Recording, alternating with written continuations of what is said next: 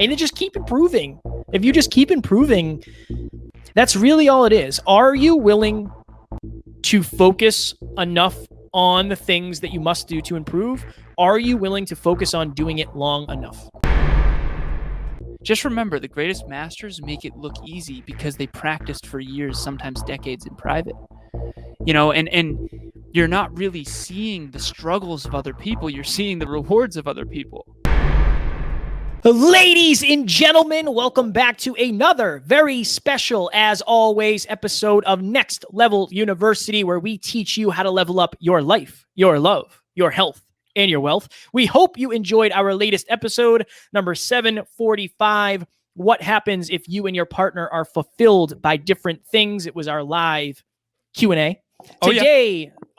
Today, for episode number 746, what does progress really look like? So as you heard in our episode on Wednesday, Alan and I gave our first in-person post, I guess it's not post, it's current COVID speech. And in retrospect, it was the first time Alan and I have ever spoken on podcasting live at the same time.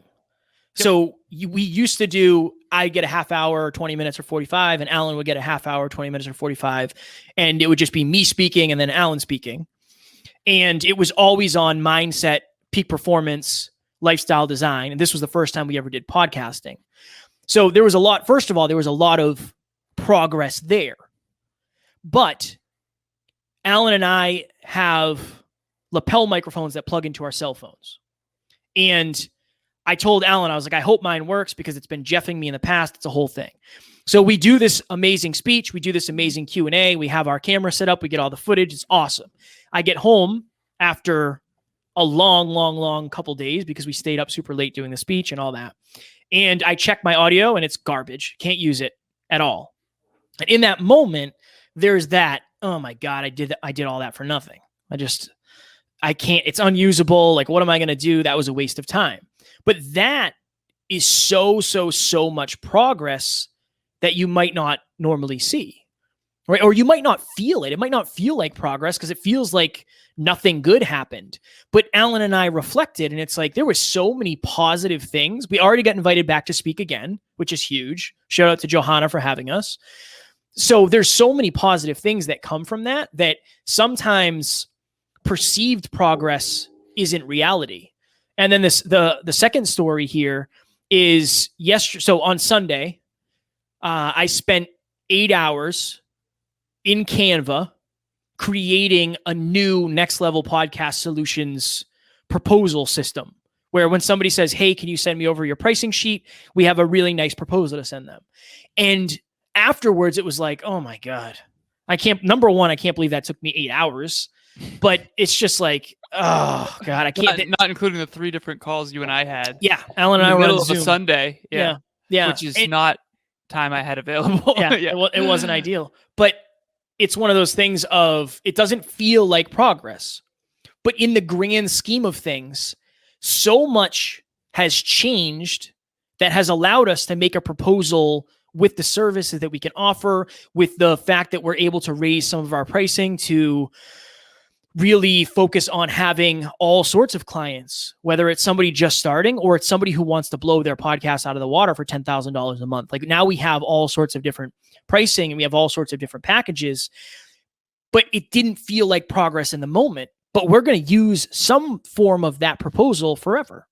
Yep. And it's just one of those things of myself included. I don't think people focus on the first 9 pounds they want to lose. They focus on the 10th because that was the goal. Like nobody wants to lose 9 pounds.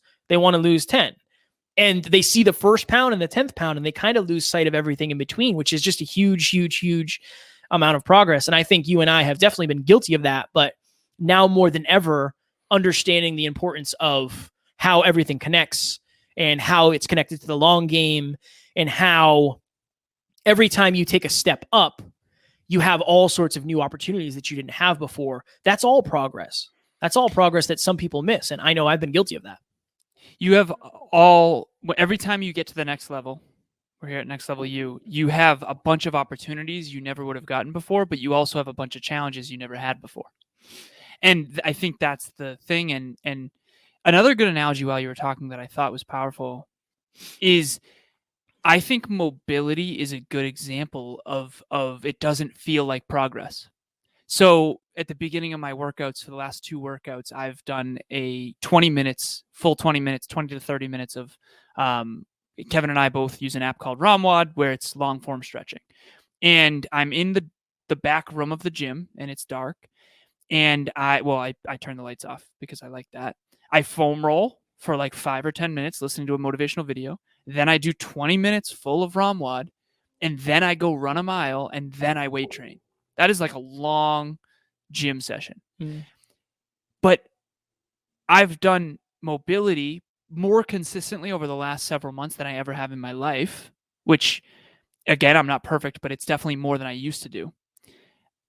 But when I'm running, it's like I'm running on the treadmill. Here's a good analogy. If I'm running on the treadmill, I run pretty fast. Like I get up to like 8.5, 9 sometimes miles per hour. And sometimes even 10 if I really crank it at the tail end. And I can run again. I'm not like Olympic or anything. I'm doing probably 7.5 pace, or I think at the highest it's 6.5 pace, something like that. But if you saw me running on the treadmill, you'd be like, holy crap, he's crushing it. But several months prior, I could barely run because my groin was hurting me. Now that I've done so much mobility behind the scenes when no one's watching, now I can sprint and in public. And so you've heard me say it a million times. People are rewarded in public for what they've practiced for years in private.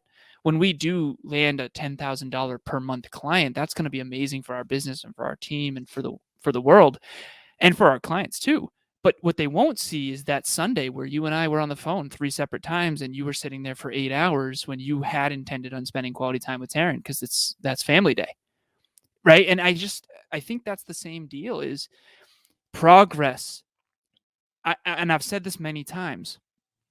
The person who feels like they're on the struggle bus is most likely winning. The struggle bus leads to greatness. Whereas the person on the party bus who doesn't feel like they're struggling much in any regard, they're probably not growing, and therefore they're actually headed to mediocrity. And so I say the struggle bus leads to greatness. The party bus actually leads to mediocrity, even though it appears to be so fun.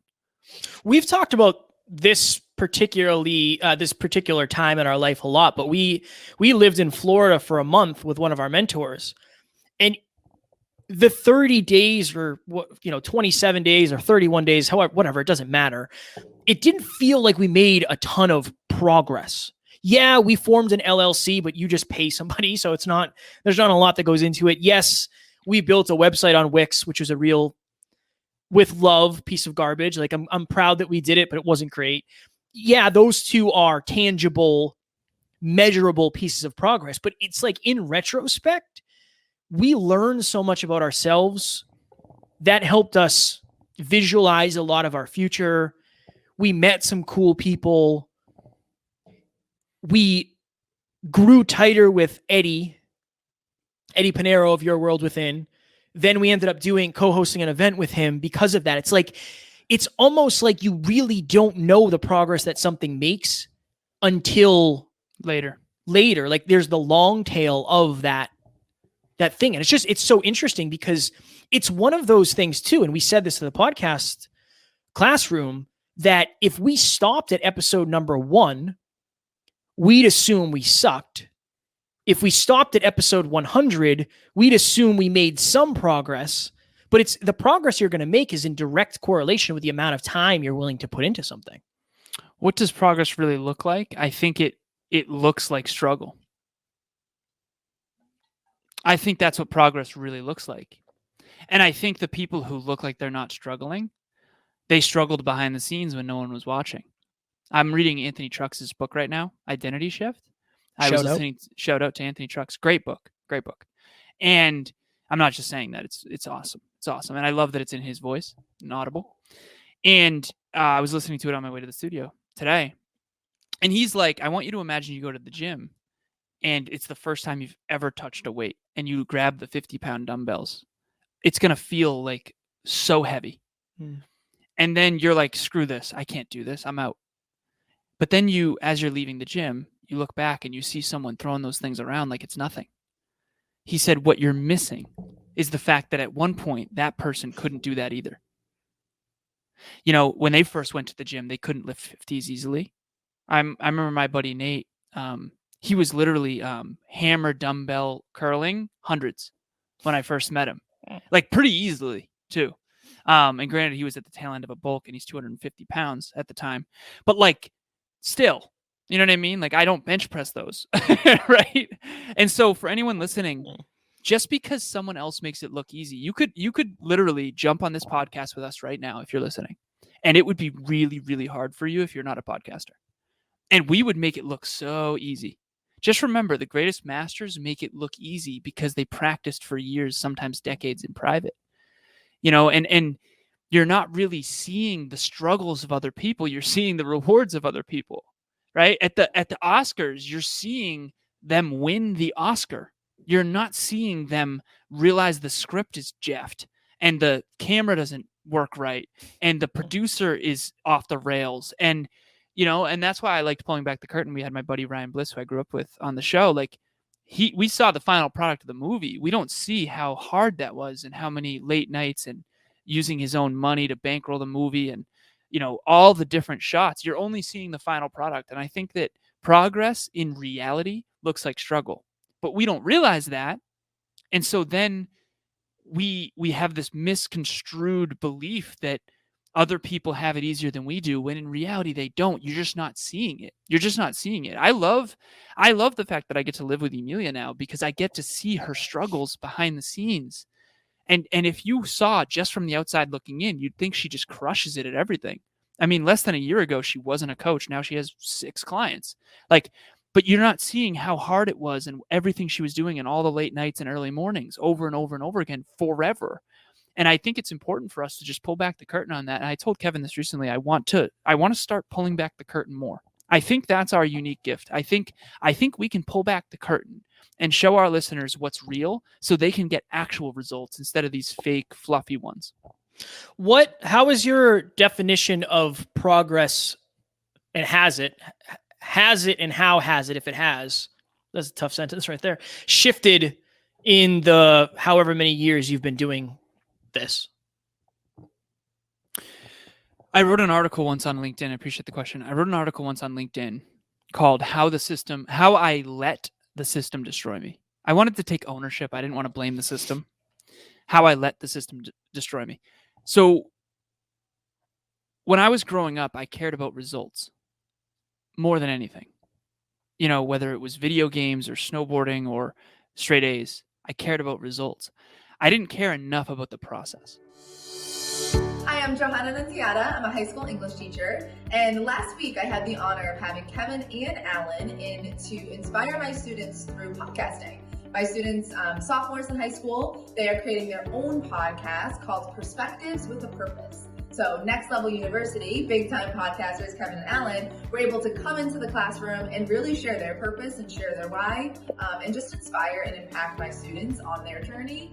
It was not only beneficial through podcasting and learning like the ins and outs of podcasting, but it was also just amazing to have both of them, powerful souls, super mindful, to just be able to share like, hey, this is why we started our podcast, and being really hands-on with the students to motivate them to understand like this is not going to be easy work, but it's going to be impactful work, and to just help them be the best version of themselves through this journey. Can't wait to have Alan and Kevin back in the classroom. I definitely know that they're going to continue helping us through Perspectives with a Purpose. So thank you, Alan and Kevin. You two are amazing souls, and I appreciate you. And I wanted the President's Award in high school, which meant that you get a 95 or above GPA for every report card. So 4 years, 4 report cards per year, 16 report cards straight, not a single B except for once in honors English. Miss Desilets never took it again. After that, I went to the easy English classes. But my point is this, is that I was willing to do, I didn't care if I learned. If I learned, that was great, but it wasn't the goal. The goal was the A, right? And I think that what I've realized is real progress is actually becoming better. I think real progress, regardless of the result, is did I get better? Growth. And I wanted to say this at the beginning, growth, exactly.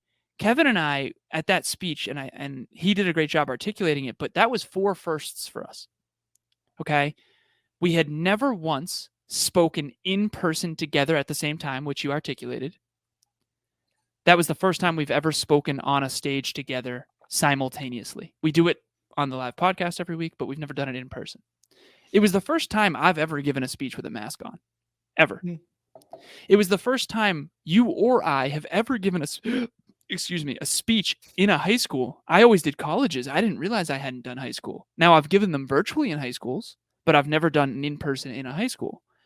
And there was one more first. I forget what it was. Podcasting. Yeah. It was the first time we've ever spoken on podcasting. So that's 4 brand new things that you and I have never done. And then we think it's going to go awesome. And it didn't go quite as well as we had thought originally. And then we unpacked it and we had a call called an experience review. But go ahead. In a weird way, Alan, it didn't go as well as we had guessed it was going to go. Then upon reflection, it went better than we thought. Yes. Which is like a whole thing in itself about progress. Once we realized how many firsts it was, because when we went in, you could tell it was like, what? I could tell you were nervous, and I was too. And I'm like, what's going on here? I think subconsciously we knew like there's a lot of new here. And it's not like we talk to 15-year-olds often, right? Mm-hmm. And then we met the principal, we met all these people. There's a lot of new. We'd never been to Nipmuc High. You thought that I had been there before, never been there before. So, and that's the thing. So we went into it thinking that, okay, we speak all the time. We're going to be fine. And then we didn't realize all the new. Then we reflected on it. We're like, honestly, we did pretty great, all things considered, now that I realize those are all new things. But for the listeners behind the scenes, what does progress really look like? We did an experience review. I talked to you on the whole drive home. Mm-hmm. Kevin lives in New Hampshire, so he had an hour-long drive. I talked to him for the full hour, and then I had a call with Johanna later that night, coaching call. But we stacked the wins and losses. That's what we do. Experience review. Where did we win? Where did we lose? We came up with 7 wins that we did a good job, and we came up with 16 losses. I have them here. I have a picture of them on my phone right now. But that's the thing. What does progress look like? That's exactly what it looks like. It looks like 7 wins and 16 losses. And the next time we'll do better. Now, I guarantee you some of those L's are going to repeat themselves, but I guarantee you we're going to have more wins next time than we did last time. Unless there's more variables, in which case that's a different story. I think a great analogy for this, and I don't know why this came to me, but I just go with what comes to me. Hammer it. Say this. You're in a job somewhere that you don't enjoy. You're just not passionate about it. And one day you're like, honestly, I want to be my own boss. I want to go do my own thing. I love being outside. I love nature. I'm going to go start a pressure wash company where I go around to people's houses and I pressure wash their house. I pressure wash their driveway and I clean out their gutter. That's what I'm going to do. I love it. I love being outside. I want to be my own boss. I have a pickup truck. Awesome. You leave your job and the first job you go do goes horribly wrong. And you don't know what the hell you're doing. The pressure washer breaks and you lose money on it. That is a huge amount of progress. Yep. Huge. It's the most amount of progress ever because you're going from a dead stop to building momentum. Yep. And I think that we forget the most progress you and I ever made was when we did our first podcast episode together. If you think about it. And it was one of the worst. It was one of the worst. That's why it was the best. Yeah, it was the going from an idea of like, all right, we're going to do this and see what happens, to creating something tangible, to creating something concrete. You determine what progress is. It's your choice to determine, yes, I have 16 losses here. Every single one of these things has room for improvement. We also did 7 things really, really, really well. That's progress. The fact that we even walked into that school is progress. You just might not know what that progress is yet. And we did that speech for free. And I believe Johanna said, like, I can check to see for the next one if there's room in the budget. We got invited back. Awesome. We got invited back. Our first speech at Mass Maritime was paid. We did a couple free ones. And now shout out to Wayne. Wayne is the best. Wayne McGee's genuinely one of the nicest human beings walking the planet. Such a good man. He said, I don't want to have you guys back until we can pay you again. And it's like the progress that might not seem like we're making progress because we're doing free speeches, but it's like the progress is in the mastery, it's in the impact, and it's in the content, and it's in the relationships, and it's in the potential for the future. Progress, your progress specifically, is what you determine progress as. That's it. And we haven't even mentioned this, but when we went down to re-meet the principal on our way out, they said, "Thank you so much. You might have 30 new listeners." Yeah. And then we get to help them. Who knows? 10 years from now, they could be clients, right? 5 years from now, 5 months from now. I think you have to think long-term about progress.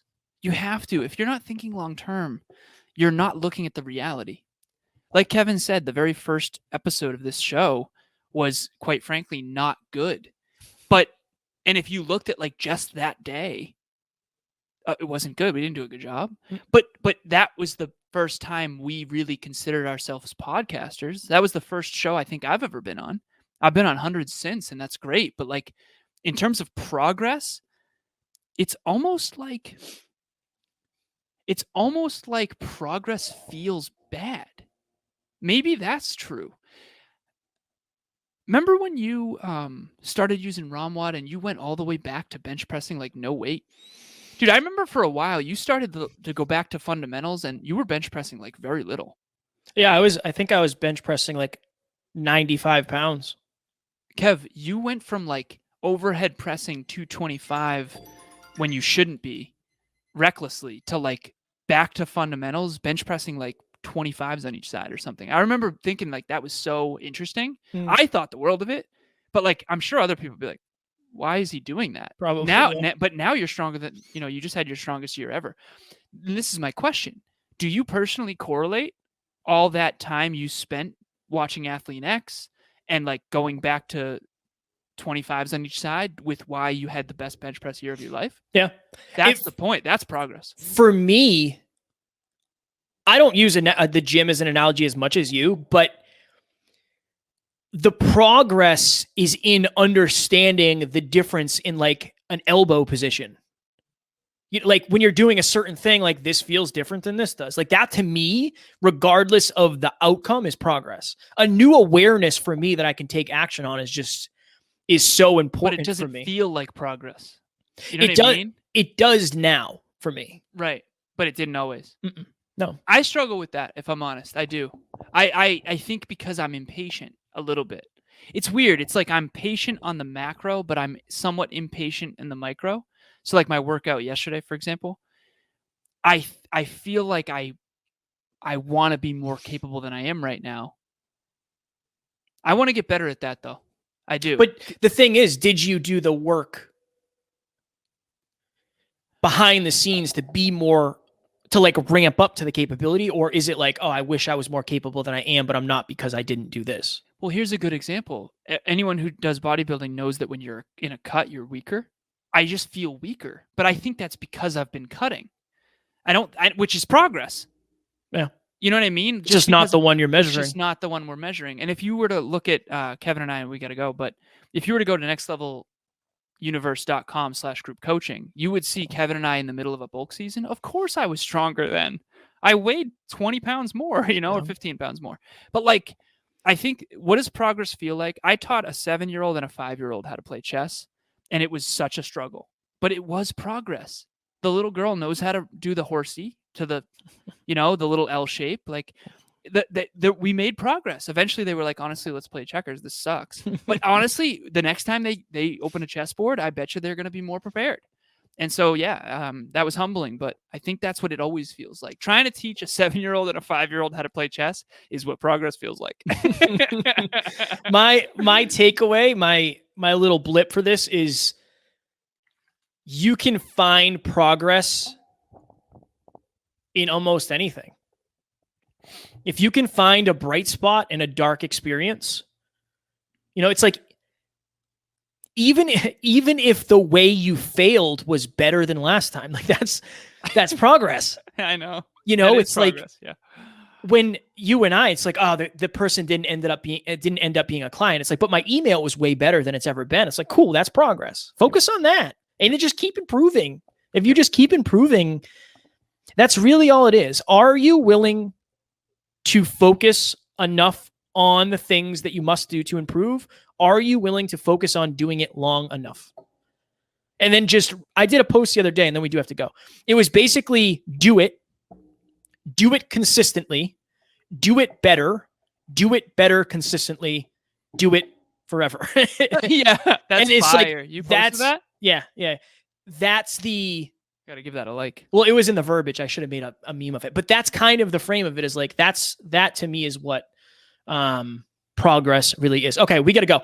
Ladies and gents, if you are a podcaster and you want to grow, scale, and or monetize your show, I would love to be the one to help you do it. I'm working with, at this point, over a dozen podcasts. I have started many, and we have a lot of clients right now in NLPS. If you don't have a show and you're like, hey, I don't know where to start, reach out. That is definitely something I can help you with. Also, that is really, really what I'm leaning into. That is my favorite thing in the world. Podcasting is my passion. So I would love to be the one to help. Next Level Business Solutions. If you are an entrepreneur and you're struggling to scale globally, there's 4.66 billion people online. Googled it last week. 2 weeks ago? 2 weeks ago.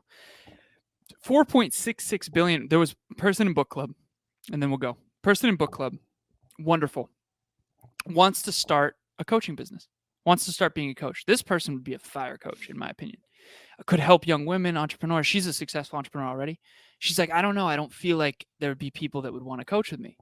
I literally, in book club, in front of everybody, book club's intense, every Saturday, 12:30 p.m. Eastern Standard Time. No, but I literally screenshotted Google, 4.66 billion people online. And I literally messaged her. I tagged her and I said in the group, do you think any of these people might need your coaching? ? Yes, of course, right? These limiting beliefs. Of course, out of the 4.66 billion people, there's a couple that would want to coach with you. And she's more than ready. She just needs to believe in herself. And so that's what I will do. That's what I'm going to do. I'm going to realign you with your highest self, and I'm going to help you believe in yourself more. And I'm going to help you take actions that you wouldn't have taken without me, because I'm going to challenge the shit out of you. So join Next Level Business Solutions and you will grow. That I'm certain of. Love it. Ladies and gentlemen, tomorrow, for episode number 747, we are going to do another strategy Saturday, how to fail your way to success. So we kind of talked about that today, but we will go deeper into that tomorrow. As always, we love you. We appreciate you. We are grateful for each and every one of you. Listens are way up. Everything is way up, and that is thanks to each and every one of you. So we are grateful for you. As always, we do not have fans. We have family. We will talk to you mañana. Talk to you soon. Bye.